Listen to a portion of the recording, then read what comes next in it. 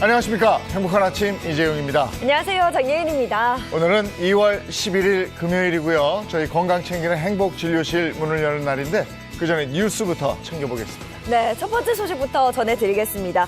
어제부터 코로나19 일반관리군 확진자를 대상으로 재택치료 체계 전환이 시작됐죠. 이에 따라 모니터링은 60세 이상이거나 면역 저하자 등의 집중관리군을 중심으로 시행되고요. 일반관리군은 재택치료를 하다가 필요할 때 동네 병의원에서 비대면 진료로 전화 상담을 받게 됩니다. 그런데 이 정부가 당초 발표한 내용은 1일 1회 상담만 무료고 2회부터는 본인 부담이 발생하는 거였는데요. 발표 후 논란이 커지자 2회 이상부터도 무상진료라고 정정하며 혼선을 빚었습니다. 이와 같은 논란에 중앙사고수습본부 최종균 재택치료반장은 혼선을 초래했다는 지적을 겸허히 받아들인다는 입장을 밝혔지만 이 정부의 부족한 오미크론 방역 대책에 대한 지적은 계속해서 나오고 있는 상황입니다. 그런가 하면 코로나19 PCR 검사가 고위험군으로 제한이 되면서 입원 환자들의 보호자와 간병인들도 혼란스러운 상황입니다. 환자의 간병을 위해서는 48시간 이내로 PCR 음성 결과서를 내야 되는데 재택치료 체계가 전환되면서 기존에는 무료였던 PCR 검사가 사실상 유료로 전환이 돼 1회 검사 비용만 10만 원 이상이 들면서 부담이 커진 겁니다. 이로 인해서 간병을 위해 매주 검사를 받게 되면 한 달에 검사비로만 100만 원 안팎의 지출이 발생하게 되는 건데요. 이를 두고 지난 7일 문재인 대통령은 환자 보호자나 간병인의 검사비 부담을 줄일 방안을 마련하라라고 지시했는데 이에 방역당국은 개선책 마련을 검토 중이라고 밝혔습니다. 한편 CJ대한통운 택배노조 파업이 46일째 이어지고 있습니다. 어제 오전 11시 20분쯤 민노총 소속 택배노조 조합원 200여 명이 CJ대한통운 본사를 기습 점거하고 농성에 돌입한 것으로 알려졌습니다. 조합원들은 차단문까지 뛰어넘어 회사 내부로 진입했고요. 이를 막는 직원들과 몸싸움을 벌였는데 이 과정에서 유리문이 깨지고 사측 관계자 8명이 부상을 입어 병원으로 옮겨졌습니다. 택배노조는 CJ대한통운이 노조의 대화 요구를 계속 무시하고 있다며 사태 해결을 위한 대화에 나설 것을 요구했지만 CJ대한통운 측은 택배노조가 임직원을 대상으로 집단 폭력을 행사하고 또 불법 점거했다며 법적 조치를 예고했습니다. 이에 대해 노조 측은 CJ대한통운이 대화에 나설 때까지 무기한 농성을 벌일 예정이라며 팽팽한 입장 차이를 보였습니다. 네, 이어서 코로나19 현황입니다. 10일 0시 기준 신규 확진자는 54,122명으로 누적 확진자 수는 118만 5천여 명입니다. 코로나19 백신 전국 1차 접종자는 총 4,470만여 명을 넘어섰고요. 2차 접종자는 4,417만여 명입니다. 또한 3차 추가 접종자는 2,873만여 명으로 집계됐습니다. 네, 이어서 오늘 날씨 소식 전해드리겠습니다. 기온이 연일 오름세를 보이면서 오늘은 마치 초봄 같은 날씨가 이어지겠습니다. 다만 날이 풀리면 늘 미세먼지가 말썽인데요. 오늘도 중국발 스모그가 유입되면서 미세먼지 농도가 짙어지고 있습니다. 호흡기 건강 잘 챙기셔야겠습니다. 이어서 오늘 자세한 기온 보시면 오늘 아침 최저기온 영하 8도에서 2도, 한낮 최고기온은 6도에서 13도 선이 되겠습니다. 낮 동안에는 초봄처럼 온화함이 감돌겠지만 밤사이 영하권으로 기온이 떨어지는 곳 있으니까요. 옷차림 따뜻하게 해주셔야겠습니다. 2월 11일 금요일 행복한 아침 지금 시작합니다.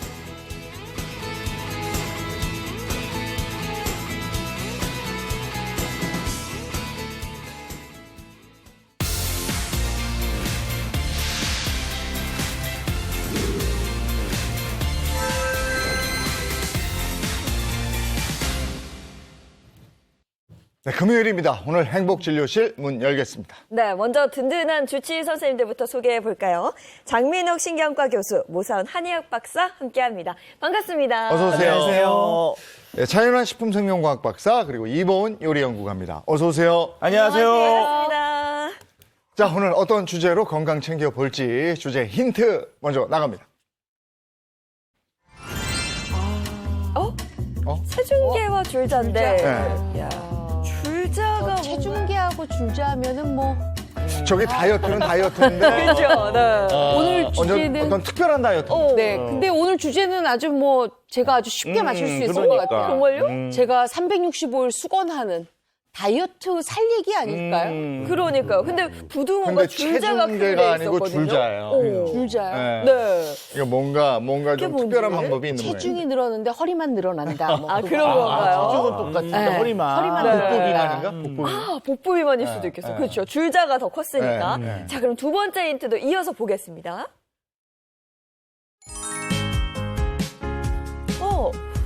부지런히 관리했다.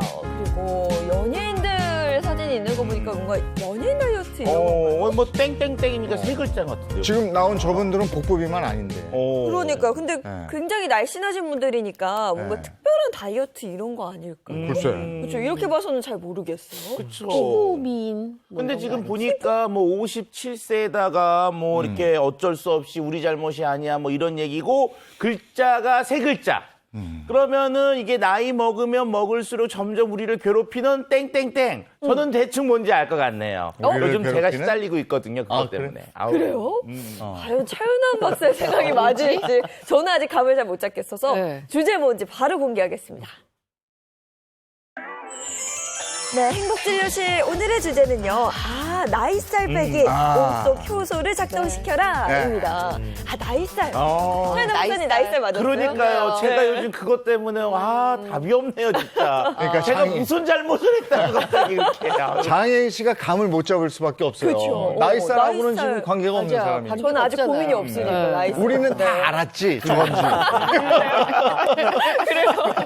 아니, 근데 살이 찌는 건데, 네. 그냥 찌는 살하고 나이살하고 뭐가 다르다는 거예요? 다르죠. 장혜인 씨가 찌는 살, 우리가 찌는 살 좀 다르죠. 젊었을 때 찌는 살은 그냥 많이 먹고 좀 덜 움직이며 운동 네. 좀 덜하면 칼로리의 차이 때문에 생길 수 있죠. 하지만 나이가 들면서 찌는 살은 이 신체의 기능이 떨어지면서 몸속에 축적되는 지방 네. 때문에 생기는 거니까 이거는 그냥 단순히 살이 아니라 질병으로 봐야 된다는 의견도 있습니다. 네. 아니, 장 교수님은 뭐 나이살 걱정 아직 안 하셔도 되잖아요. 아닙니다. 이제 허리에 그 벨트 구멍이 늘어나는 네. 걸 보면은 그래요? 아니 근데 뭐 저는 여기서 이런 얘기 하면 안 되지만 저도 앞자리가 바뀌었거든요. 축하합니다. 아유, 네. 근데 이상하게 이제는 야식 먹고 이러면 배가 좀 찌는 느낌 그건 받거든요. 야식을 많이 먹어서 그런가? 워낙 많이 먹어서. 저는 저렇게 날씬한 사람이 저런 얘기하면 정말 미워요. 맞아, 미워. 별로긴 하죠. 네. 더 미운 게 바로 나이살이에요. 사실 제가 젊었을 때랑 거의 비슷하게 먹거든요. 많이 먹지도 않아요. 그리고 나름대로 지금 중년 들어서 운동을 한다고 하는데도 이거는 빠지지가 않고 그대로거든요. 오히려 더 늘어나는데 왜 이런 거예요 도대체? 그게 젊을 때보다 뭐 똑같이 더 많이 먹지도 않는데 나는 왜 이렇게 살이 찌냐? 똑같이 먹고 있기 때문에 살이 찌는 겁니다. 나이가 들면서 자연스럽게 기초대사량이 떨어지죠. 네. 기초대사량이 떨어지는 이유는 여러 가지가 있겠지만 잠시 뒤에 더 설명을 드리겠지만 따라서 나이에 걸맞게 적절한 식사량을 조절해야 되는 게 오늘의 핵심이기도 합니다. 네. 근데 우리가 늘 얘기가 네. 이제 나이가 들면서 기초 대사량이 떨어진다, 신진대사가 옛날만큼 원활하게 네. 돌아가질 않는다, 이런데 네. 이걸 좀 더 쉽게 설명해 주시면요. 네, 일단 기초 대사량이 뭐냐 하면 우리가 살기 위해서 호흡도 해야 되고 체온을 유지를 해야 되잖아요. 이때 자연적으로 그냥 사용되는 뭐 이런 것들을 우리가 기초 대사량이라고 얘기를 하고요. 이게 근육과 비례를 해갖고 이 기초 대사량이 산정이 되게 되는데 나이가 먹으면 근육량이 주니까 기초 대사량도 떨어지는 거예요. 그러다 보니까 자연적으로 옛날이랑 아까 이본 선생님이 얘기한 것처럼 똑같이 먹더라도 살이 찔 수밖에 없는 겁니다. 소모되는 게 네. 적어지니까 나이가 먹으면서. 그러니까 우리가 또 이제 한국인의 노화에 따른 기초대사량 변화를 봐봤더니 30대 이후로 여자분들은 매년 1에서 2%씩 이 기초대사량이 떨어진다고 그럽니다. 75세가 되면 20대에 비해서 한 500kcal 정도는 덜 쓰게 되는 거니까 네. 그러니까 20대 때는요 그냥 숨만 쉬어도 75세에 비해서 500kcal가 더 잘 소모가 되고 있다라고 보시면 되는 거예요. 숨만 쉬어도. 그렇죠. 영양학적으로 이제 500kcal 정도를 만약에 오버하잖아요. 네. 그럼 한 달에 찌는 살이 2kg, 1년이면 24kg 정도 찌거든요. 야. 그런데 왜 이렇게 나이를 먹을수록 점점 이렇게 500kcal씩이나 뚝뚝 떨어지는 거예요? 이유가 뭐예요? 뭐 근육량이랑 관련이 있죠. 아무래도 이 근육량 그 자체가 기초대사량에 영향을 주기도 하지만 근육이 우리 몸의 에너지를 소모하는 근본적인 아주 뭐 저장소라고 할 수가 있겠는데요. 근육 손실량을 보면은 이게 30대 정도 되면 줄어들기 시작하는데 이때 한 10년간 30에서 한 40살 정도 될 때까지 3에서 5% 정도 줄어듭니다. 그러니까 매년 0.3에서 0.5% 정도 줄어드는 거죠. 근데 나이가 들어가면 이게 어마어마하게 심해지는데 50대부터는 매년 1%씩 줄어들어요. 그러니까 나이살 찌기 시작하는 시점에서 근육량이 많이 빠지니까 아주 젊었을 때, 그러니까 30대부터 준비하는 게 중요하죠. 네, 근육 감소가 또 여러 가지 질환을 일으킨다는 연구 결과가 있는데요. 허벅지 근육이 1cm가 감소를 하면요. 남자 같은 경우에 이 당뇨병에 걸릴 위험이 8.3%, 여성은 9.6%가 증가를 하게 되고요. 근 감소증이 있을 경우엔 고혈압, 심혈관 질환 발생 위험도 2배 이상 높아진다고 합니다. 그러니까 이게 단순히 살이 찌고 빠지고의 문제가 아니라 이런 심각한 질환들을 야기할 수 있으니까 평소 근육 관리 하셔야 됩니다.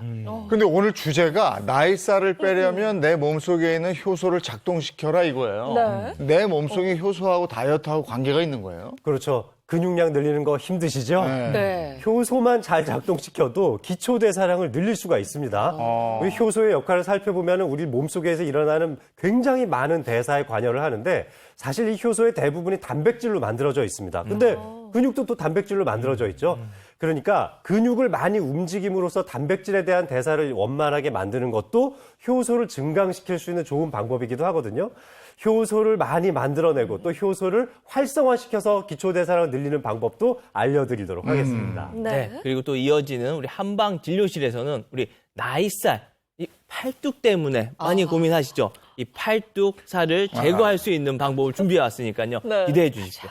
대체 나이살을 잡는 비법이 뭘지 궁금하시죠? 오늘 보다 자세하게 준비가 되어 있으니까요. 끝까지 채널 고정해 주시기 바랍니다. 네, 하나하나 보겠습니다. 네. 먼저 장민욱 교수님 거부터 볼게요.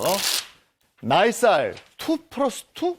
1+1도 아니고 2+2? 좀 안 좋은 거 아니에요? 그러니까. 는 이게 뭐 찌는 건 쉬워도 빼는 건 어렵잖아요. 나이살에 찌는 원리를 좀 알고 또 빼는 원리도 알게 된다면은 쉽게 관리하실 수가 있겠는데 그래서 나이살이 찌는 유형 2가지와 빼는 방법 2가지를 동시에 준비했으니까요. 끝까지 지켜봐 주십시오. 진료를 네. 시작하겠습니다. 자, 그럼 먼저 나이살의 대표적인 특징 그 2가지 뭔가요? 일단 대표적인 특징 중에서 나이살의 모양을 좀 살펴보시면 좋겠는데요. 나이살 많이 찌는 부위가 바로 복부 부위 아니겠습니까? 그래서 이게 찌는 형태만 봐도 그냥 단순히 그냥 살이 찐 건지 나이살의 형태로 찌게 된 건지를 구분할 수가 있겠는데요. 나이살의 형태는 윗배와 아랫배가 동시에 찌는 모양새를 많이 갖추고 있어요. 그러면 윗배, 아랫배가 동시에 찌니까 알파벳 모양으로 옆에서 봤을 때 B자 모양을 띠게 됩니다. 네.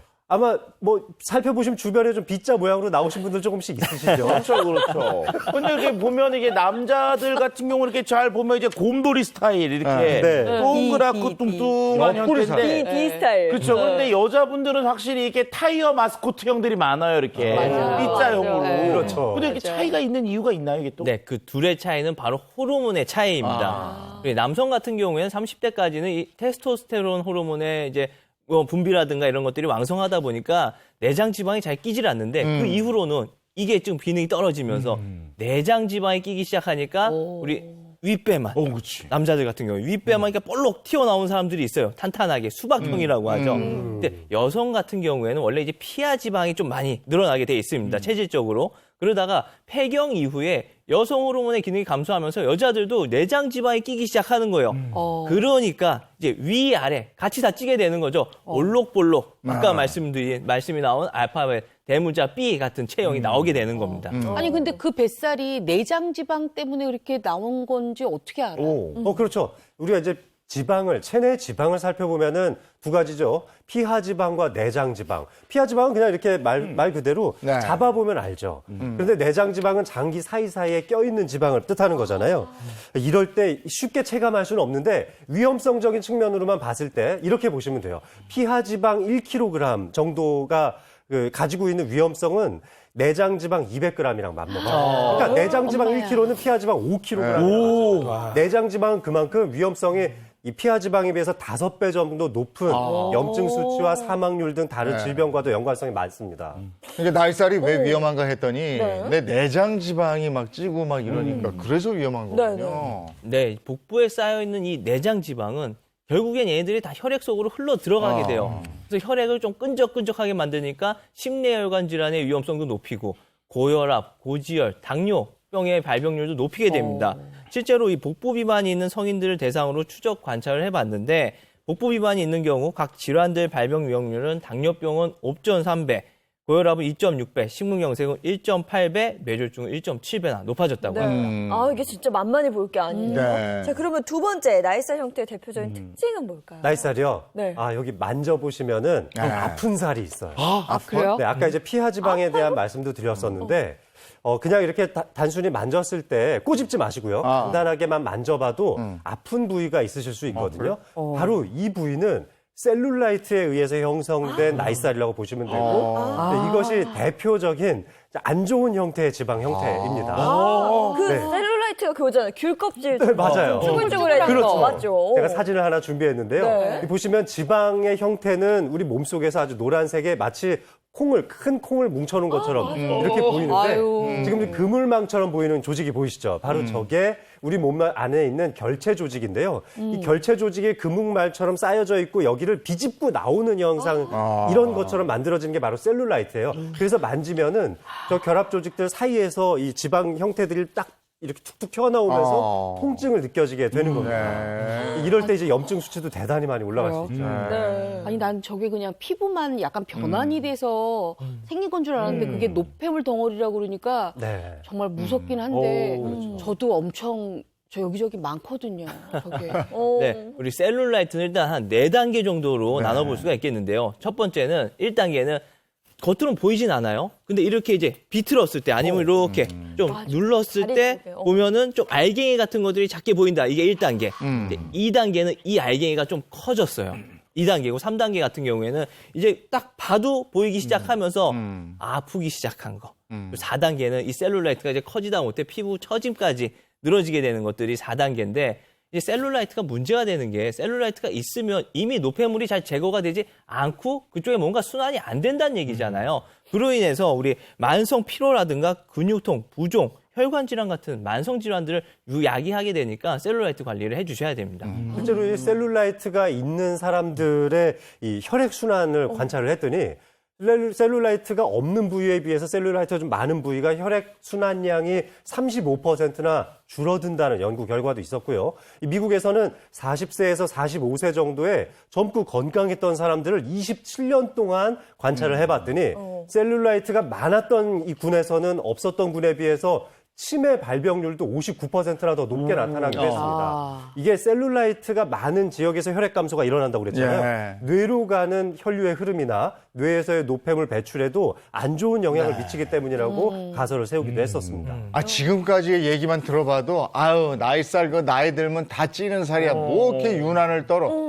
유난 떠셔야 됩니다. 네. 지금 이게 각종 질환을 일으킨다잖아요. 그러니까요. 네, 그래서 이번에는 이제 나이살 관리법 2가지를 좀 알려드리려고 합니다. 네, 한번 바로 확인해 보도록 하겠습니다. 나이살 관리법 2가지. 첫 번째 보시면 허리 둘레를 줄여라. 그래서 아까 전에 몸무게, 이게 체중계 말고 네. 줄자를 보여드렸었는데요. 몸무게를 줄이는 것도 중요하지만 허리 둘레를 줄이는 게 굉장히 중요하죠. 사실 우리가 비만 지수를 측정할 때는 BMI라는 것을 많이 쓰죠. 체중을 자기 키의 제곱으로 나눈 수치를 보통 보는데 뭐 이게 25다 30이다 이렇게 해서 보잖아요. 근데 이게 어느 부위에 얼마만큼 찐 살인지를 측정하기는 사실 어렵죠. 네. 그냥 근육이 다 붙어서 BMI가 올라가 있는 사람들도 있거든요. 따라서 그거를 측정하는 것보다는 이 복부 둘레를 제대로 측정을 하고 복부 둘레를 감소시키는 방향으로 나이살을 관리하는 게 훨씬 더 건강에 좋다라는 연구도 있었습니다. 이 3년에서 24년 동안 약 250만 명의 실험 참가자들을 대상으로 조사를 시켜봤더니 허리 둘레가 10cm가 늘어나면 사망률이 11%나 늘어난다는 연구 결과도 있었습니다. 그러니까 나이살 관리하려면 체중 빼는 것보다는 허리살 줄이는 데 조금 더 신경을 쓰는 게 좋죠. 아니 그러면 허리 둘레를 어느 정도로 관리를 하라는 이야기인 거예요? 네, 일단 대한비만학회에서 정한 우리 한국인의 이제 허리 둘레 사이즈는 남자 같은 경우엔 90cm, 그러니까 36인치 이상이면 비만인 거고 여자 같은 경우엔 85cm, 34인치 이상입니다. 그러니까 이걸 넘어가면 안 되는 거예요. 이 이하로 무조건 관리를 해주셔야 되는데 우리 허리 사이즈 물어보면 대부분 자기가 입는 바지 사이즈를 말씀해 주세요. 맞아요. 절대로 그 바지 사이즈를 얘기하는 게 아니고요. WHO에서 정한 기준이 있습니다. 우리 허리 사이즈를 잴 때는 일단 똑바로 선 상태에서 체중을 다리에 양쪽에 딱 고루 분산될 수 있게 해주시고요. 우리 이쪽 갈비뼈 제일 밑단과 골반뼈 제일 윗단의 딱 그 중간이에요. 그게 배꼽 약간 위쪽입니다. 줄자를 댔을 때 꽉 조이듯이 하는 게 아니고 피부 위를 살짝 덮는다는 기분으로 0.1cm까지 아주 정밀하게 재주셔야 되고요. 여기서 이제 문제되는 게 여기 좀 접히는 분들 있죠. 피하 지방이 이렇게 접혀 있는 사람 있잖아요. 그 위를 하는 게 아니고 그 피하 지방을 들어 올리고 그 아래쪽은 들어 올리기를 해주셔야 됩니다. 야, 이게 들어 올린다니까. 들어 올리고. 아니, 근데 우리는 뭐, 달리 이걸 재는 게 아니고, 그냥 바지 입을 때 허리띠 가지고 구멍이 앞으로 갔나, 뒤로 갔나 이래서, 내가 좀 쪘네, 빠졌네 이러는데, 이걸 재는 방법이 달리 있었네요. 그리고 또 이거 잴 때 여성분들 숨 참고 막 땡기고 이렇게 그게 아니라 그러면 그 위에 그냥 편안하게 재는 그 짓을 뜻한다고 합니다. 근데 이거 좀 그렇다. 이걸 걷어 올리고 여기 잰다. 아유 정말. 자 그럼 이어서 두 번째 나이살 관리법 한번 보도록 하겠습니다. 두 번째는 몸속 효소를 작동시켜라입니다. 네, 효소에 대해서 또 언급을 드렸었죠. 이 중에서 가장 주목해야 될 것이 우리의 시상 하부에 의해서 조절되는 AMPK라는 효소가 있습니다. 이 AMPK 효소는 우리 몸의 전체적인 에너지 대사에도 관여를 하지만 또 다른 종류의 효소를 잘 작동시키게 해줘서 우리 세포 전체적으로 에너지 대사율을 높이는 데도 관여를 하는데요. 마치 우리가 운동을 하면은 근육이 활성화되면서 효소가 촉진된다고 했는데 이 AMPK 효소가 촉진되면 마치 운동을 하고 있는 것처럼 내 몸이 착각을 하기도 합니다.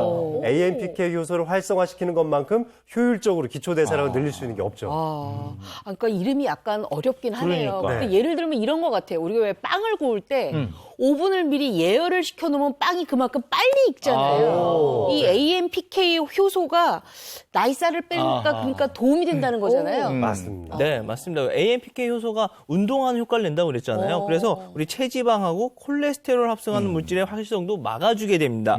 이 AMPK 효소가 활성이 되면 운동하는 효과를 내니까 우리가 다이어트 할 때도 사실 굶는 것보다 많이 움직이라고 하잖아요. 그런 것과 비슷하고요. 특히 연령이 높아질수록 기초대사량이 떨어지게 되니까 운동 효과를 높일 수 있는 이 AMPK 효소의 활성화가 아주 중요한 것입니다. 그래서 이걸 활성화하려면 어떻게 해야 되고 허리둘레를 어떻게 관리해야 될까요? 이 국내 한 대학 연구팀에 따르면은 고지방 식이를 하더라도 AMPK 효소를 활성화시키면은 당대사도 좋아지고 또 지방 분해 효과도 좋아져서 체지방 감소에 도움이 된다는 연구 결과를 발표하기도 했었는데요.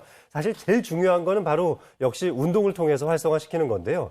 운동하면 되게 어렵다고 생각하시죠. 그런데 뭐 보건복지부에서 권장한 운동의 적당한 양의 가이드라인을 제가 말씀드린다면 예를 들면 이런 거 편안하게 그냥 보행을 하면서 산책하는 수준. 그러니까 옆 사람과 대화가 가능할 정도의 산책이라면 30분 정도. 대화가 좀 잘 안 될 정도로 약간 숨이 찰 정도로 운동을 하면서 걷는다면 15분 정도만 걸으셔도 충분합니다. 우리가 뭐 하나 배울 때도 꾸준히 배워야 그게 믿게 된다 하잖아요. 운동, 나이살 빼기도 꾸준히 하는 게 핵심인 것 같아요. 네, 맞습니다. 무엇보다도 이제 꾸준히 해줘야 되는데 제가 여기서 답답한 얘기 한 번만 더 할게요. 우리 꾸준한 운동만큼 중요한 게 바로 식단 조절입니다. 사실 내가 아무리 운동한다고 그래도요, 너무 많이 먹거나 안 좋은 거 먹으면 또 찔 수밖에 없어요. 다이어트가 힘들게 되거든요. 그러니까 가급적이면 드실 때도 정제된 탄수화물이나 지방보다는 고단백질, 고함량 단백질을 많이 드셔주시는 게 식단 조절해 주시는 게 다이어트 하는 데도 도움이 됩니다. 네, 오늘은 나이살 관련해서 2+2 자 알아봤고요. 그냥 어쩔 수 없는 살이라고 방치하지 마시고 지금 알려드린 것들 가지고 좀 측정해보시고 운동도 하시고 빼는 게 일단 건강에도 좋습니다. 자, 이번엔 신통방통 모 선생의 한방 진료실 시간이 돌아왔습니다. 어떤 얘기를 해주실지 위아래 부황? 그 노래잖아요, 위아래. 위아래. 네, 오늘 이제 한방 신통방통 한방 진료실에서는 우리 위아래 부항을 이용해서 아까 이제 팔뚝살을 좀 제거하는 방법 알려드린다고 그랬잖아요. 진료 시작해 보겠습니다. 네. 네. 자, 오늘 보여주실 게 뭐예요? 네, 이거 이보은 선생님한테 좀 여쭤보고 싶은 게 있는데 네. 사실 여자분들 이제 나이살 얘기할 때 뱃살 못지않게 우리 중엔 사실 없는데 이 팔뚝살 진짜 얘기 많이 하죠. 아유, 그럼요. 축 늘어지죠. 그럼요. 이거. 날개살이라고 하잖아요. 날개살 네. 이렇게. 아주 여기는 정말 정말 이거는요. 나이가 들면 이상하게 예전에는 여기가 뚱뚱하면 그냥 그런가 보다 그랬잖아요. 지금은 이게 처져. 맞아요. 이게 더 싫어요. 네. 더 싫어요, 이게. 네. 오늘 처져서. 너무 처져서. 네. 오늘 이제 부항을 이용한 방법인데요. 사실 이건 얘기만 하면 말로는 이해가 안 돼요. 위아래 부항 뭔지 이해가 안 되잖아요. 그렇죠. 부항감이 그대로 있는 거잖아요. 네. 위에 놓고 아래 놓고 그런 건가? 뭐 그럴 수도 있고 역시나 우리 한방진료실 하려고 그러면 이분 빼놓을 수 없습니다. 태연한 교수님이 도와주셔야겠어요. 박사님 잠깐 또 한번 나오시죠. 위아래 뭔지 얘기하려고 또 좋아요. 그럼 어쨌든 나가보죠 제가. VIP잖아요. 우리 또 한방진료실의 VIP시죠. 아니 근데 우리 차 박사님 팔뚝은 좋은 팔뚝이에요. 네. 굉장히 다부진 몸이. 네. 처진 팔뚝은 제가 처지진 않았는데. 사실 막 처지진 않아서 이 위아래 부항이 잘 될지 모르겠는데 저 다부진 배 보세요. 다부지시네요. 수박형 배죠. 수박형 배. 네. 자, 네, 엎드려서 오늘 누워주세요. 위아래 엎드려요? 부항인데. 네. 엎드려서? 네. 팔뚝이 제가. 보이겠죠. 네. 올려보죠. 예. 네. 팔뚝 좋아요. 네, 팔뚝 너무 좋아요. 근육 늘어진 있어요. 살이 하나도 없습니다. 네. 오늘 제가 하려고 그러는 건요.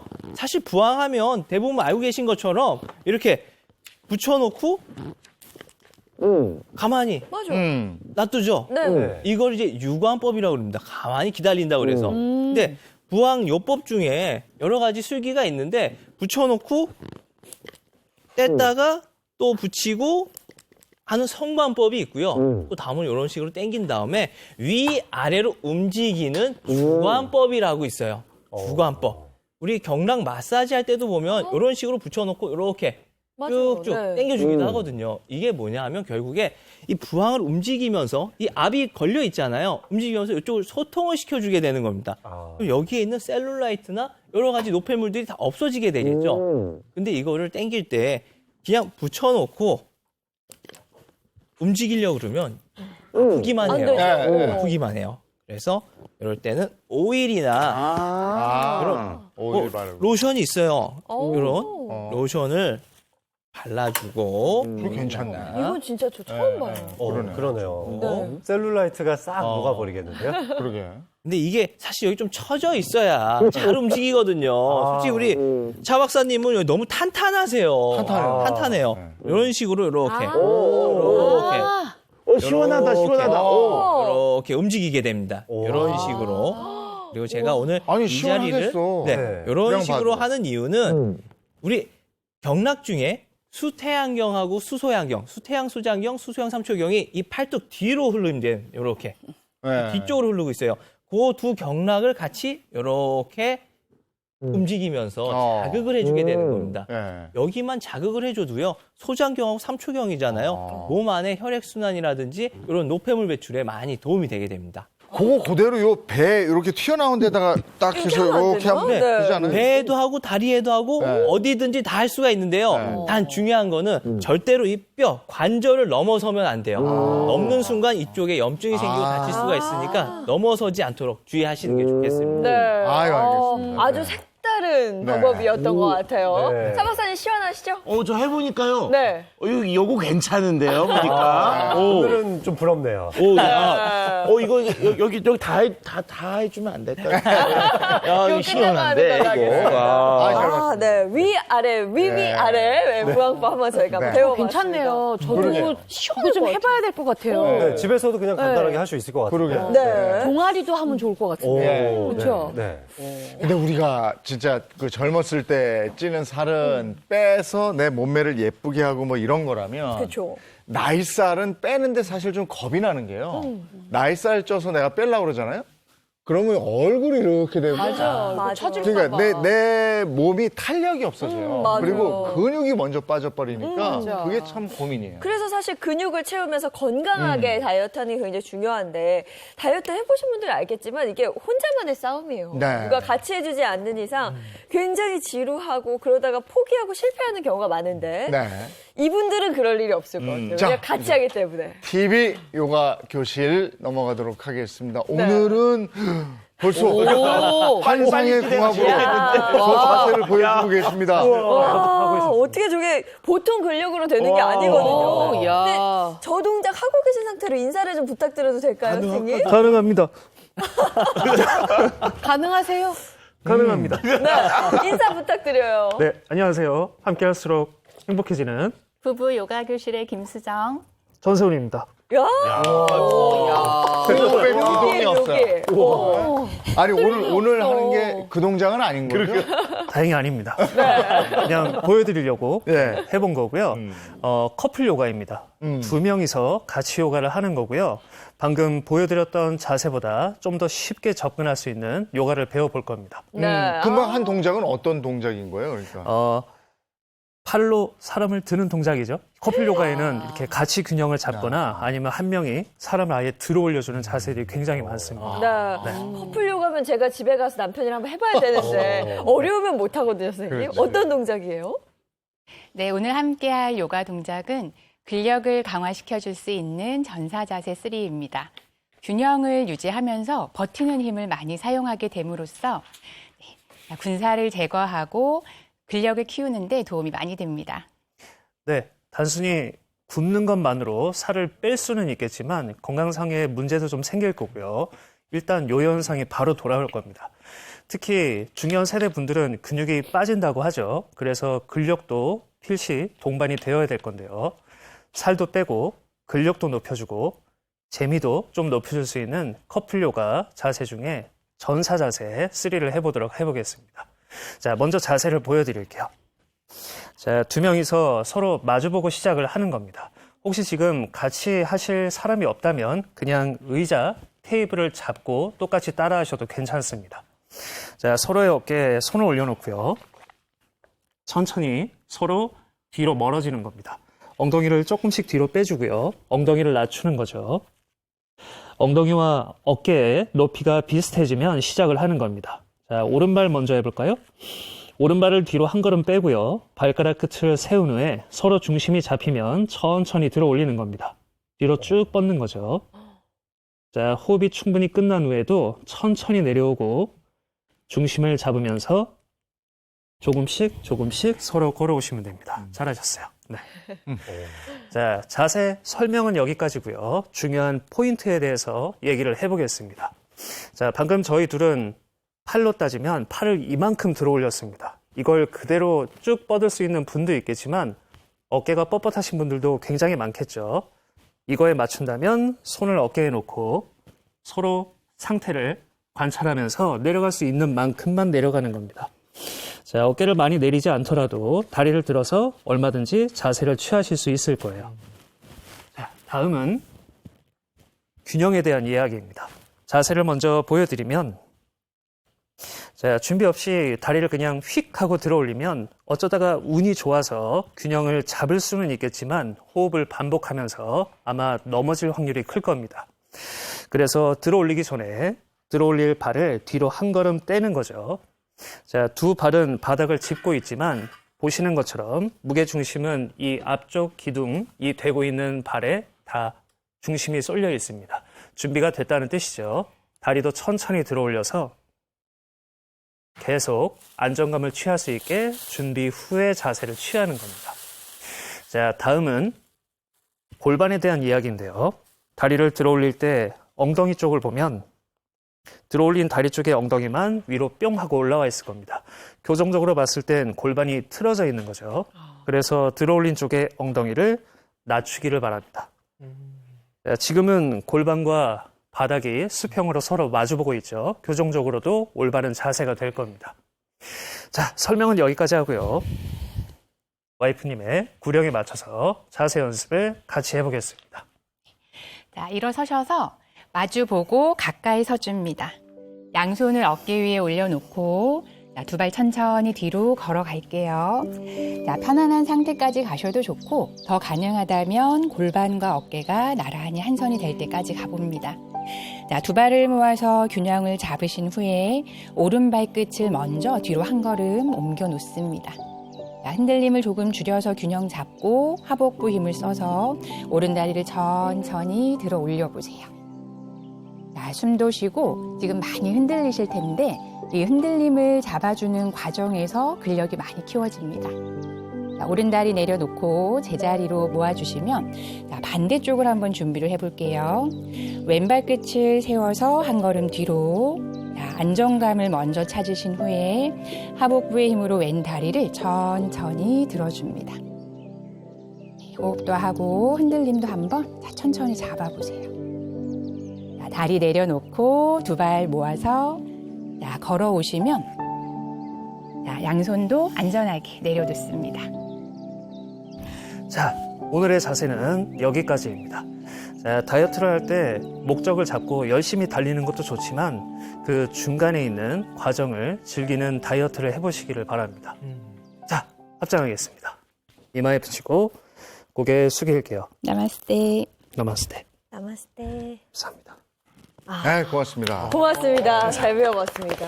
야, 오늘 저희가 그 요가 교실 할 때 같이 해보시는 것도 참 중요한데 만약에 그렇게 못 하시겠거든 이 음악을 하나 네. 딱 해서요. 좋죠, 네. 아로마 향 같은 거 탁 피워놓고 저희 행복한 아침 방송 끝난 다음에 이렇게 앉아서 네. 네. 할 때 하면 안 되고 끝나고요. 이거 보신다. 아, 그럼 또 돌직구쇼에서 뭐라 그러려나? 하여간 짬 내셔서 네. 그렇게만 해도 건강에 아주 좋을 것 같습니다. 네. 자, 이번에는 이보은 선생님. 장수 밥상입니다. 네. 오늘은요, 아주 질 좋은 단백질을 지방을 약간 적게 해서 하는 조리법인데요.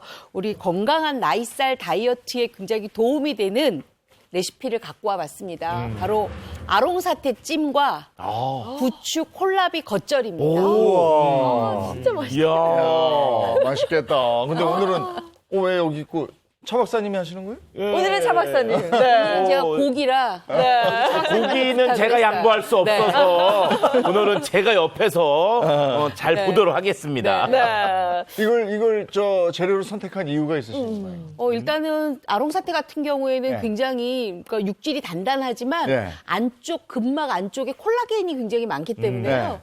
요거 우리가 조금 먹게 되면 아무래도 나이살 다이어트에 도움이 좀 될 것 같고요. 그다음에 특히 부추하고 콜라비는 궁합이 굉장히 잘 맞아서 식궁합을 또 우리가 안 따질 수가 없잖아요. 그래서 네. 요거 굉장히 잡수시고 나면 든든하면서도 포만감도 있고 다이어트에 도움이 될 것 같습니다. 네. 알겠습니다. 기대가 됩니다. 네. 자, 아롱사태 찜과 그다음 부추 콜라비 겉절이거든요. 장수밥상 시작하겠습니다.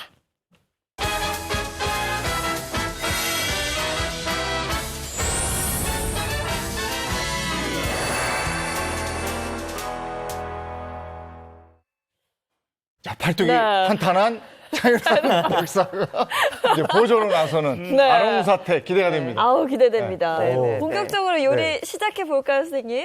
네. 제가 아까 말씀을 드렸는데요. 이 아롱사태를 이렇게 좀 준비를 했습니다. 아롱사태가요. 요게 야, 상태가 좋아요, 네, 지금 오늘. 굉장히 좋은 아롱사태를 제가 준비를 했는데 이 아롱사태가 굉장히 좀 단단하죠. 그리고 다른 소고기 부위보다 근막이 좀 있습니다. 근데 근막 사이사이에 있는 살코기가 굉장히 육질이 쫀득쫀득하면서도 아주 좋은데 요 근막이 다 콜라겐이에요. 그렇기 때문에 요게 아무래도 우리가 구웠을 때보다 수분을 빼고 지방을 빼면서 익혔을 때가 훨씬 더 맛이 있고 쫀쫀하거든요. 그래서 요거를 이제 준비를 하는데 사실 이 아롱사태가 다른 부위보다 육향이 조금 진해요. 그래서 요거는 일단 전 처리를 조금 잘 해주셔야 됩니다. 이 아롱사태 부위가 굉장히 좋죠. 그렇죠. 왜냐하면 우리가 일반적으로 이제 그 마블링, 지방들이 많이 들어있는 부위들은 이게 구워 먹는 게 좋아요. 기름이 많으니까 굽는 과정 중에 기름이 빠지잖아요. 그래도 보들보들한데 아롱사태 같은 경우는 지방층 자체가 별로 없기 때문에 단백질 함량이 많고 근육이 많거든요. 요런 걸 구우면 좀 질겨집니다. 그래서 이럴 때는 이게 수분을 이용한 조리를 해서 그걸 이제 부들부들하게 해주는 게 좋아서 단백질은 많이 먹고 지방은 적게 먹을 수 있는 좋은 부위 중에 하나죠. 네. 근데 이 아롱사태는 이렇게 일단 핏물 빼는 게 가장 중요합니다. 근데 저는 핏물도 빼면서 고기도 약간 연하게 만들 거예요. 그 방법은 뭐냐면 흐르는 물에 아롱사태를 깨끗하게 좀 씻어주세요. 그런 다음에 찬물을 받아요. 그리고 여기다 뭘 넣냐면 여기 지금 맛술이거든요. 맛술을 넣어서 고기가 약간 부들부들해지도록. 왜냐하면 아롱사태가 다른 것보다 좀 육질이 단단하다 그랬잖아요. 그러니까 단단한 육질을 약간 좀 풀어지도록 미리 전처리를 해는 거예요. 그래서 요거를 이렇게 좀 담가 놓으세요. 그러니까 아무래도 이제 이 근육이 많다 보니까 피가 많거든요. 네. 요 피를 제거하는 게 제일 중요한 비린내 같은 거 혹시 생길 수 있는 걸 막는 맞아요. 제일 좋은 네. 그 중요한 부분이겠습니다. 자, 이렇게 해서 약간 담가 놓는데 너무 많이 담가 놓으시면 또 안 되고요. 딱 30분 정도만 담가서 핏물을 좀 빼주시는 게 좋습니다.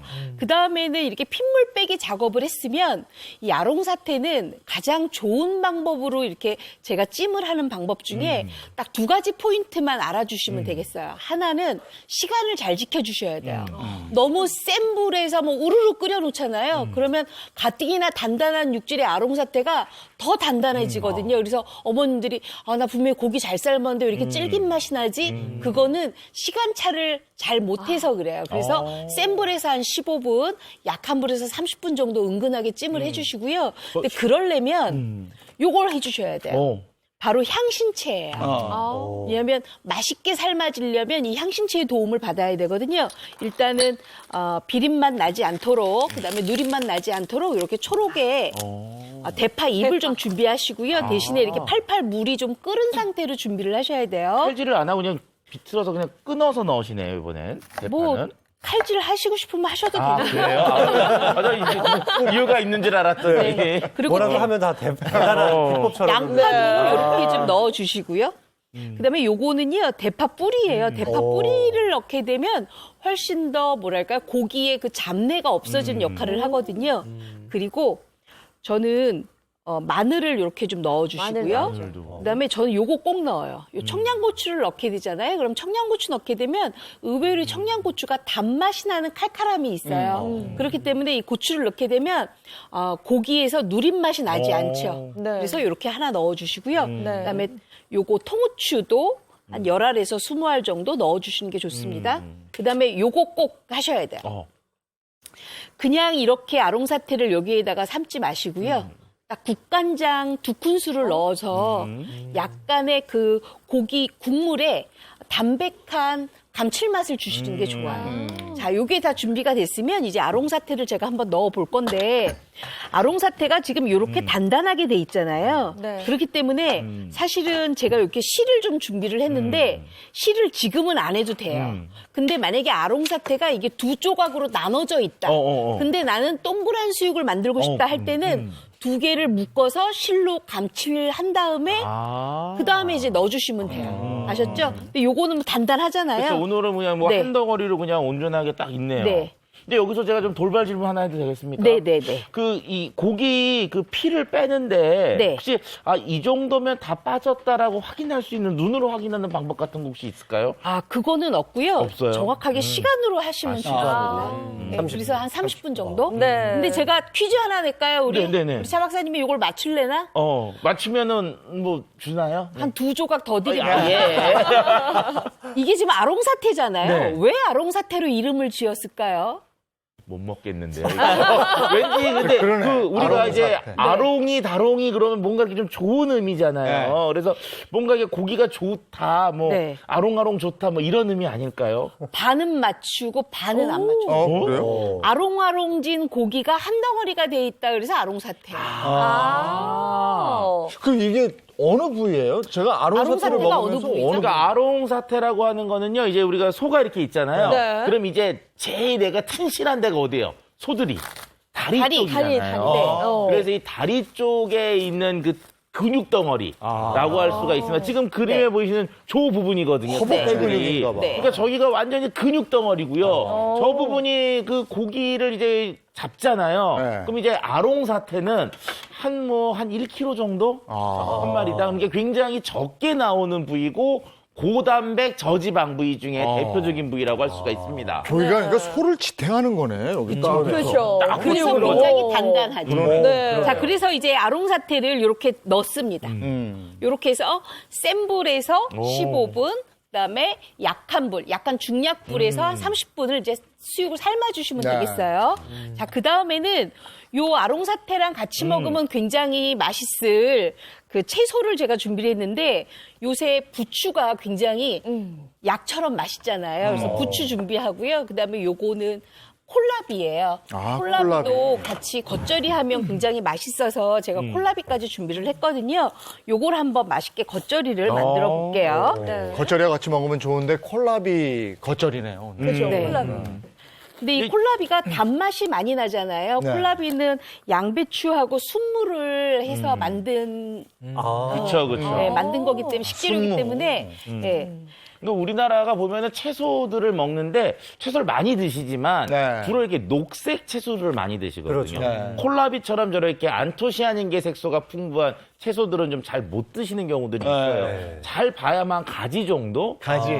그런데 이제 콜라비는 이제 가지가 없었을 때 훨씬 이제 아삭한 느낌을 주면서 안토시아닌계 색소를 보급할 수가 있고요. 요런 것들이 이제 혈행을 잘 돌게 하면서 우리가 이제 다이어트 하는데 도움을 줄 수가 있죠. 자, 일단 콜라비는요. 이렇게 조금 곱게 채를 썰어 주세요. 네. 왜냐하면 콜라비가 수분감이 좀 적어요. 일반 무보다는. 그래서 이렇게 작게 해도 훨씬 더 맛있거든요. 그래서 이렇게 넣어 주시고요. 그다음에 요거 제가 미리 썬 것도 네. 넣어 주시고요. 야, 오늘 근데 진짜 풍성한데요, 보니까. 그다음에 부추도 적당하게 썰어서 넣어 주시는데요. 남성분들한테 또 부추가 좋다고 하는데 우리 갱년기에 있는 여성분들한테도 특히 나이살 있는 여성분들한테도 이 부추가 네. 좋거든요. 이것도 이렇게 넣어 주세요. 호박 부추전 맛있는데. 그러니까. 그걸 해달라고 1년 전부터 얘기를 했어요. 안 해주세요. 자, 이렇게 이제 준비가 됐으면 이제 버무려서 무쳐만 주면 되는데 제가 양념장을 미리 좀 만들어야 됩니다. 그래서 양념장은 이렇게 올려놓고 제가 양념장 만들 때 한 가지 팁이 있어요. 왜냐하면 요 안에 보시면 제가 지금 이렇게 삶고 있거든요. 안에 보시면 이게 지금 국물이 수육 국물이 이렇게 만들어졌잖아요. 그럼 이게 지금 다 된 거거든요. 요 다 된 고기는 이렇게 건져 놓으시고요. 잘 삶아줬네. 어우, 육수가 아주 기가 막히게 울었어요. 이 육수를 버리지 마시고 조금 닫아놓고 양념장에 섞으면 훨씬 더 맛있어요. 그래요? 그래서 요게 지금 사태 육수 시킨 거예요. 기름을 뺀 거거든요. 요거랑 그다음에 고춧가루, 아니, 대단한 게 육수 위에 기름이 별로 없어요. 그다음에 요거 고기를 간장 우려냈는데도. 넣고요. 네. 그다음에 다진 마늘, 네. 다진 파, 그다음에 아무래도 겉절이잖아요. 그래서 새우젓도 조금 넣고요. 그리고 단맛은 콜라비가 충분하게 달기 때문에 설탕은 따로 넣지 않고 대신에 매실청만 약간 넣어주세요. 그리고 깻가루까지 이렇게 넣어주시고 여기 지금 아까 간장만 약간 넣었으니까 좀 맛이 있으라고 소금으로 간을 살짝 해주세요. 그래서 이걸 이제 잘 섞어요. 야 맛있겠다. 네. 섞어서. 걸쭉하게 됐네요. 이걸 이렇게 버무려요. 호박 부추전 말고 그냥 오늘 하는 부추 콜라비 겉절이가 더 좋겠네요. 그래서 요걸 이렇게 버무려서 요건 바로 잡수시면 돼요. 네. 이렇게 바로. 야, 시원한 맛이겠어요. 그쵸. 네. 입에 아주 감칠맛 아삭아삭 싹 돌 것 네, 같아요. 네. 야 아롱사태하고 잘 어울리겠는데. 네. 아주 기가 잘 어울려요. 막히겠다. 그래서 보는 게 요거 이렇게 괴로워요. 준비를 네. 해주시고요. 야, 그다음에는 우리가 뭘 하냐면 이제 고기를 이제 조금 좀 썰어줄 건데요. 고기는 여기 지금 약간 제가 먼저 식혀놨거든요. 요 식혀놓은 거에다가 역시 뜨거운 상태로 써는 것보단 차가운 게 낫겠죠? 그렇죠. 그렇게 해서 이렇게 둘러서 이렇게 놓으세요. 이렇게. 예쁘네요. 네. 아름답다, 진짜. 네. 제가 지금 이걸 일일이 다 썰어야 되는데 네. 생방송이라 시간이 없다고 네. 하니까 이렇게만 놓고요. 네. 그다음에 아까 지금 제가 이거 해놓은 거 있잖아요. 네. 요거 그냥 옆에다가 이렇게 올려놓고 이건 손님상이네. 와. 네. 야. 집에 손님 초대했을 때 아주 훌륭하게 이렇게 올려놓고 잡수시는데 여기에 하나 더 넣을 게 있어요. 뭐냐면 요것만 그냥 찍어 잡수시는 게 아니라 요거 양념장을 조금 해서 잡수시면 더 좋거든요. 그래서 양념장을 하나 더 만들 건데요. 양념장은 그래서 아직 이렇게 뭐가 많이 남아 있었군요. 네, 요거 지금 수육 삶은 무거든요. 그걸 또 쓰네요. 물 넣고 여기다가 간장 넣고 그다음에 대파랑 청양고추 좀 넣어주세요. 그건 간단하네요. 네, 아주 간단하죠. 네. 그리고 약간의 고춧가루. 그리고 요거는 참기름인데요. 여기에다가 뭘 넣냐면 식초를 약간 넣어주세요. 그리고 통깨까지. 이걸 잘 섞어요. 맛있겠다. 잘 섞어서 네, 새콤 고소함. 네. 고춧가루를 조금 더 넣어야 될 것 같은데요.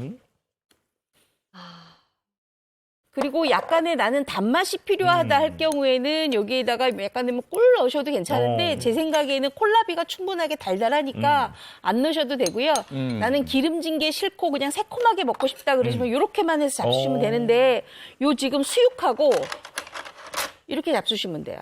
제가 우리 옆에 오랜만에 우리 예.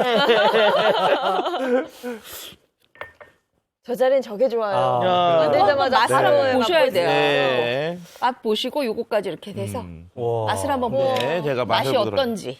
아니, 오늘은 뭐 우리 앞에도 있으니까. 네. 야, 한번. 뭐 말해 뭐. 말이 뭐예요? 저 말이 뭐가 필요해요. 무조건 맛있죠. 기가 막히다. 우리도 한번 괜찮죠? 먹어보자. 네, 우리도 한번 맛을.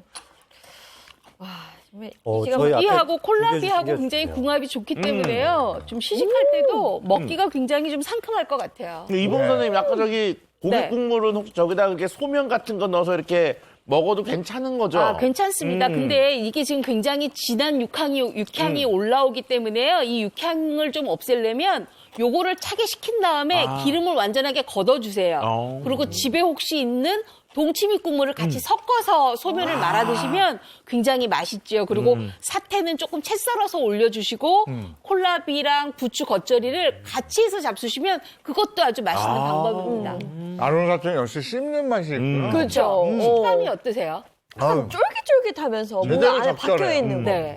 그리고 저는 이 콜라비 식감이 정말 좋네요. 이게 아삭아삭한 느낌이. 맞습니다. 그리고 특히나 이 아롱사태는 제가 아까 말씀드린 것처럼 너무 급하게 삶으시면 안 되고요. 천천히 센 불에서 15분, 약한 불에서 30분을 삶아주셔야 이렇게 부드러운 식감이 나거든요. 지금 한 2mm, 3mm 정도 두께로 썰어주셨는데 이 두께가 정말 적절한 것 같고 콜라비가 무의 종류인데도 그 무의 좀 쓴맛? 네. 그런 맛이 전혀 안 느껴지고 너무 달고 좋네요. 야, 이거 한 입 더 먹으려고 그랬더니 레시피 본다고 얘기해야 된다고 그래가지고. 먹어야 되는데. 자, 레시피 가겠습니다. 지긋지긋한 나이살, 건강한 다이어트 밥상으로 관리해볼까요? 오늘의 메뉴는 기름기를 쫙 뺀 아롱사태찜과 상큼한 부추 콜라비 겉절입니다. 아롱사태는 찬물에 여러 번 헹궈준 다음 맛술을 넣은 물에 30분간 담가 핏물을 빼주세요. 그리고 이 핏물이 제거되고 난 뒤에는 아롱사태 겉면의 근막과 지방을 잘 제거하고 고기 형태가 유지되도록 끈으로 묶어줍니다. 이제 고기를 삶아볼까요? 이 냄비에 생수를 붓고 대파와 마늘, 양파 등의 향신채를 넣어준 다음 물이 끓으면 아롱사태를 넣어주세요. 이때 센 불에서 15분, 약한 불에서 30분간 은근하게 조리해야 고기가 부드러워집니다. 고기가 익으면 건져내서 한 김 식혀준 다음 최대한 얇게 썰어 접시 가장자리에 빙 둘러 담아줍니다. 이제 곁들여 먹을 겉절이를 만들어 볼까요? 부추와 콜라비를 비슷한 길이로 잘라 갖은 양념을 섞은 겉절이 양념에 버무려주면 되는데요. 양념에 고기 삶은 물을 추가하면 감칠맛이 더해집니다. 잘 버무려진 겉절이를 접시 가운데에 소복하게 담아주면 아롱사태찜과 부추 콜라비 겉절이 완성! 기름기를 쫙 뺀 아롱사태 수육으로 건강한 다이어트를 해보시면 어떨까요? 아롱사태 요 쫄깃쫄깃하고 뭐 요 식감이 그대로 남아있어요. 아, 부드러우면서도 담백하고요. 그러면서 이제 콜라비 이 겉절이가 뭔가 아삭한 맛을 더해줘서 더 먹는 게 재밌어졌어요. 다음 주에 우리 정월 대보름 아닙니까? 네. 그때 나물들 먹잖아요. 근데 나물만이 아니고 요 아롱사태 한 접시 딱 있으면 아주 좋죠. 아, 너무 좋을 것 같아요. 야. 바라시는 것 같은데 응원의 메시지를 자꾸 전달하시는. 아니 이렇게 얘기를 해도 1년 내 안 해주네. 자, 이번에는 차 박사님. 네. 자, 이제 중년 세대가 되고 저도 그러다 보니까 이상하게 그 나이살이 자꾸 올라오면서 좀 신경 쓰이게 하는데 이게 건강에도 나쁜 영향을 줍니다. 자, 오늘 이것으로 나이살을 붙잡은 분이 있거든요. 영상으로 먼저 만나보도록 하시죠. 오늘의 주인공은요? 하나, 둘, 하나, 둘. 공원에 울리는 힘찬 기합 소리만 들어도 범상치 않은 인물임이 확 느껴지시죠? 그것이 그 모습이 동물의 왕국을 연상케 하는데요. 예, 안녕하세요. 오늘 지금 뭐 하세요? 지금 운동하고 있는데요. 이 운동이 목도리 동화뱀 운동법이에요. 그러고 보니 목도리 도마뱀과 비슷하긴 하네요. 조금 힘들긴 해도 운동 효과만큼은 최고랍니다. 어머니 이 운동법 어떻게 하신 거예요? 제가요, 한 15kg 감량했거든요. 이런 운동, 저런 운동, 여러 가지 운동을 해봤어요. 근데 이 운동이 제일 좋은 것 같아요. 이 운동으로서 살을 많이 뺐습니다. 남다른 다이어트 방법으로 나이살을 타판 오늘의 건강 주인공 서영자 씨를 소개합니다.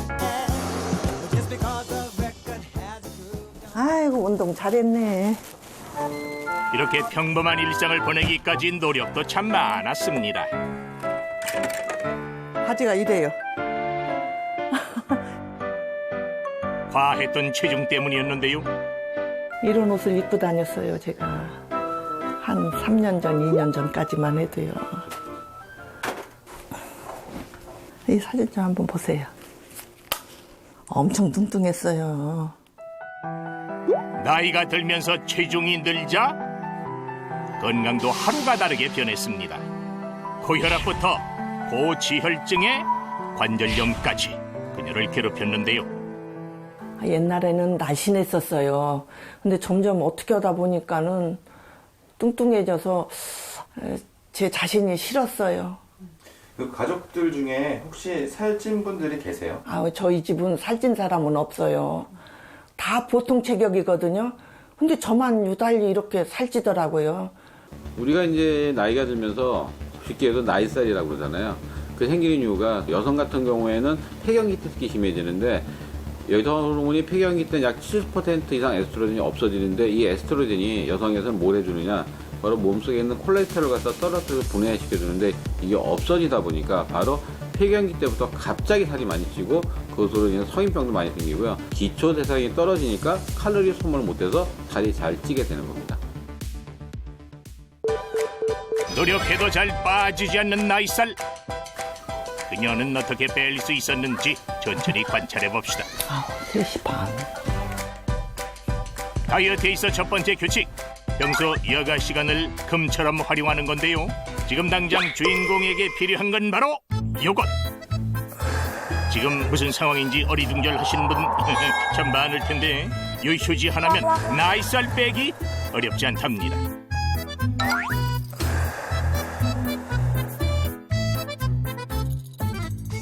밖에 나가서 운동하면은 비용도 많이 들고 그러잖아요. 일상생활에 쓸 수 있는 휴지로 사용해가지고 휴지 운동하고 있었어요.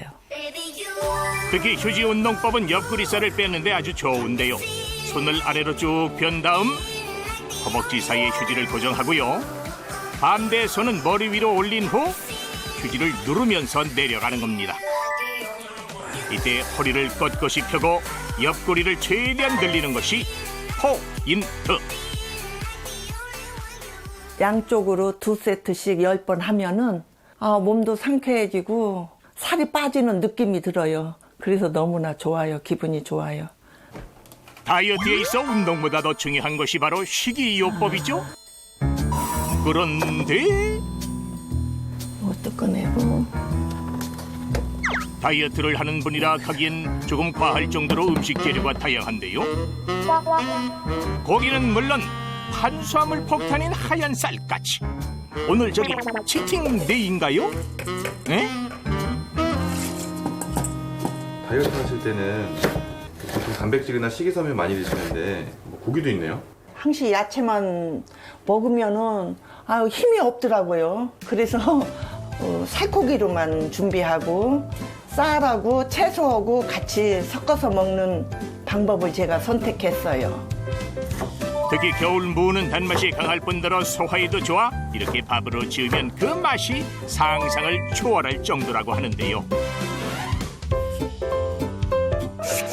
여기 지방이 적은 살코기를 과일과 채소 위에 얹어 약한 불로 은근하게 찝니다. 그 사이 무밥이 먼저 완성. 잘 됐어요. 기름기가 쏙 빠진 수육도 완벽하네요. 쪄서 먹기 때문에 아주 담백하고 기름기가 싹 빠져서 자주 이렇게 해 먹고 있어요.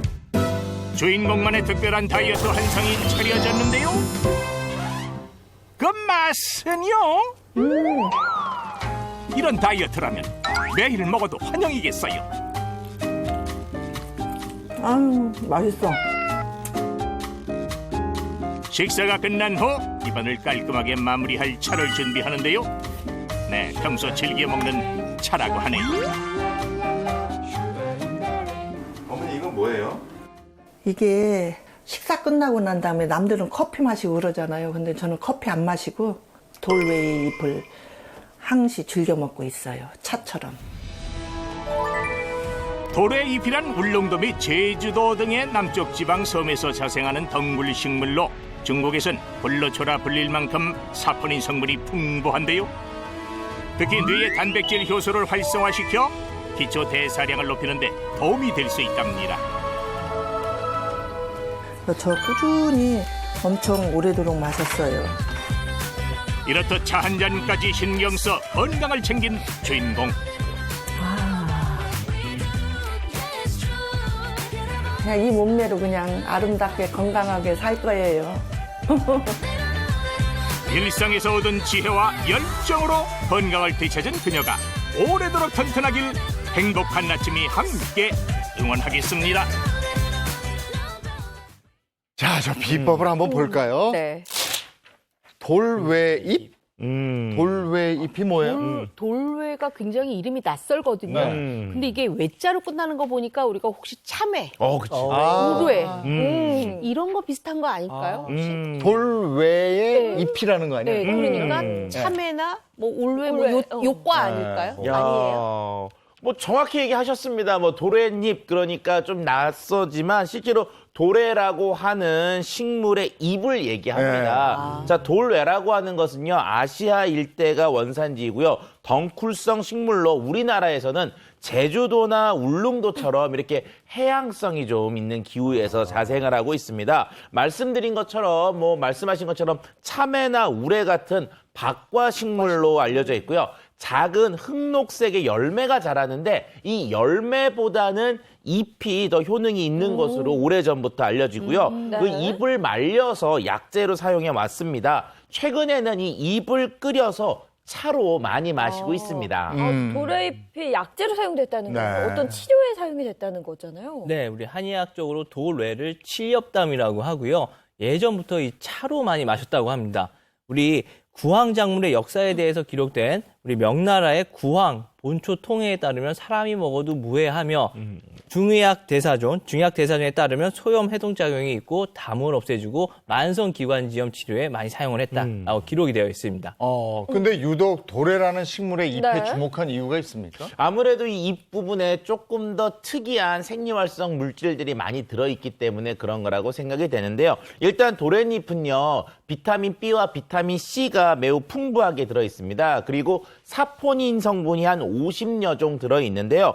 자, 사포닌이라고 하는 것은 항염이나 항산화에 좋은 성분으로 알려져 있는 것으로 알려져 있고요. 인삼에도 풍부한 성분으로 알려져 있습니다. 일반적으로 식물이 자기를 스스로 보호하기 위해서 만들어내는 물질 중에 하나인데요. 사람들이 먹었을 때 다양한 생리 활성들을 나타내는 경우들이 많습니다. 지금 인삼 말씀하셨지만 사포닌 하면 인삼, 더덕 이런 거 아니겠습니까? 맞아요. 자, 그렇죠. 근데 사포닌 성분 그러면 인삼이나 더덕같이 정말 귀한 이런 곳에만 들어있는 것으로 생각을 하시는데 실제로 우리가 많이 먹는 콩이나 파, 양파뿐만 아니라 더덕이나 우엉, 팥, 생강 같은 식물에도 널리 포함되어 있는 성분 중에 하나입니다. 자, 그런데 그 성분들 중에서도 생리활성을 나타내는 것들이 특이하게 있거든요. 그 대표적인 것 중에 하나가 바로 이 인삼에 들어있는 사포닌으로 알려져 있는데요. 이 도랫잎에는요, 사포닌 성분은 인삼보다도 한 6배 가까이 더 높이 많이 들어있는 것으로 알려져 있습니다. 네, 근데 이 사포닌 성분이 왜 나이살을 빼주는데 도움을 주는 거예요?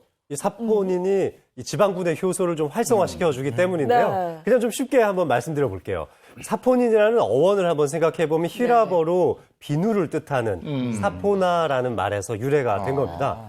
이 사포닌 성분이 약간의 거품이 일어나게 돼요. 아주 미세한 거품이 일어나는데 이렇게 막 비벼서 우리가 깨끗하게 닦는 것처럼 우리 신체 기관, 뭐 장기, 혈관 쪽에 쌓여져 있는 노폐물들을 비누로 깨끗하게 씻어서 날려보내는 것처럼 우리 몸의 노폐물을 제거할 수 있다. 그 지방을 제거할 수 있다. 이렇게 이해하시면 되겠죠. 그래요?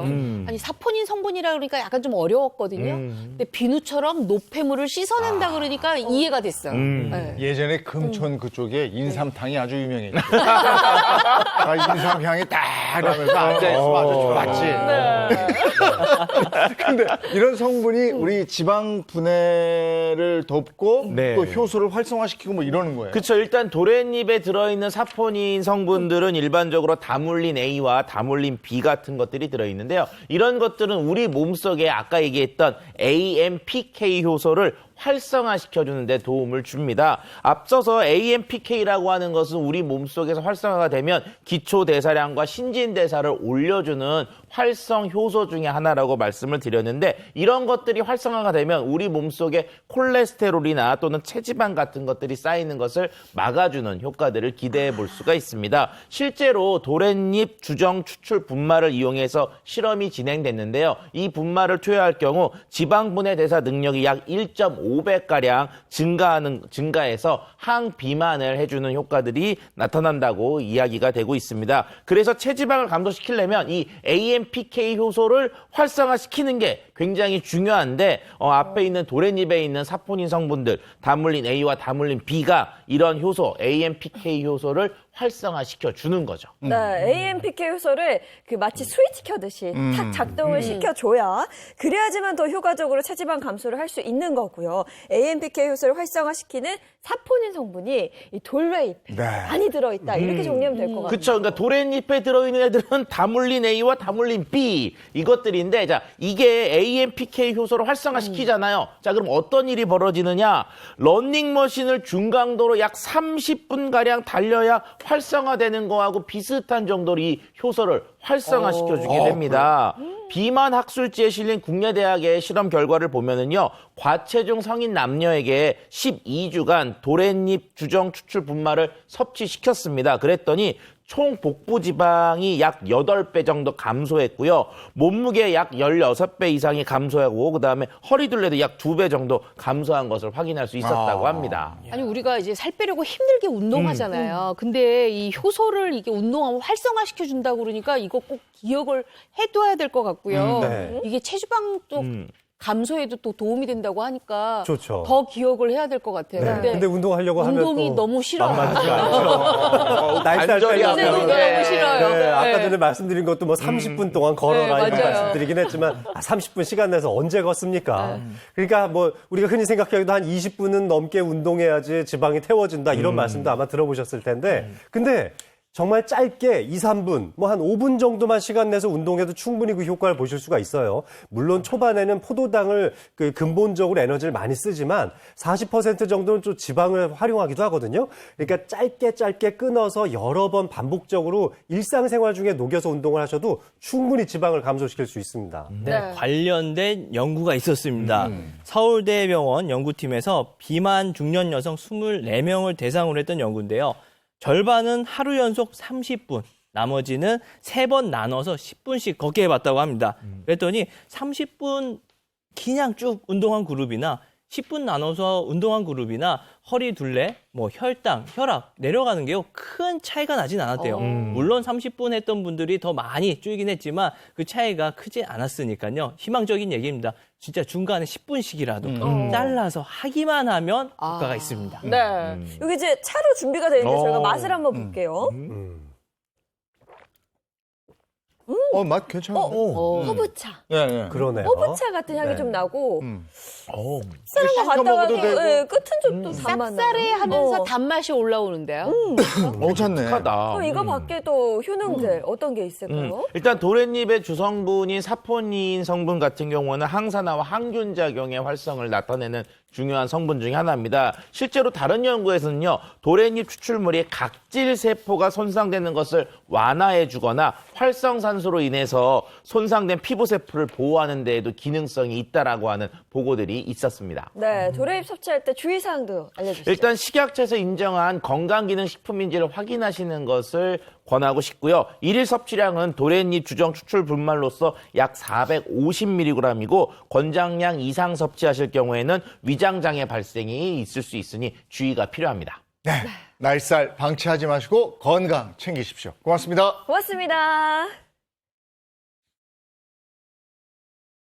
야, 오늘은 금요일. 주말을 즐기시려면 미세먼지 신경을 좀 쓰셔야 되겠습니다. 네, 날 풀리면 항상 네. 미세먼지가 말썽인데요. 이번 주말도 마찬가지일 것 같습니다. 호흡기 건강관리 잘해주시기 바랍니다. 좋은 하루 보내시고요. 저희는 다음 주 월요일 아침 7시 30분에 돌아오겠습니다. 행복한 아침, 행복한 하루, 그리고 행복한 주말 보내십시오. 고맙습니다. 고맙습니다.